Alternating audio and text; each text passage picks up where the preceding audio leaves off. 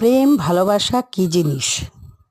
ভালোবাসা উপরে দেখানো, যেটাকে আমরা বলি কন্ডিশনাল প্রেম। যেটা প্রেম সেটা আসবেই যে কোনো বয়সে, প্রত্যেক মানুষের জীবনেই আসে।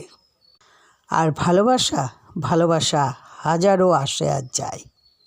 এবার বন্ধুরা, কথা হলো, একজন প্রেম করলো, আরেকজন ভালোবাসলো। এবার যে প্রেম দিয়েছে সে আত্মা থেকে দিয়েছে, আর যে ভালোবেসেছে সে মনের ভাবে ভালোবেসেছে।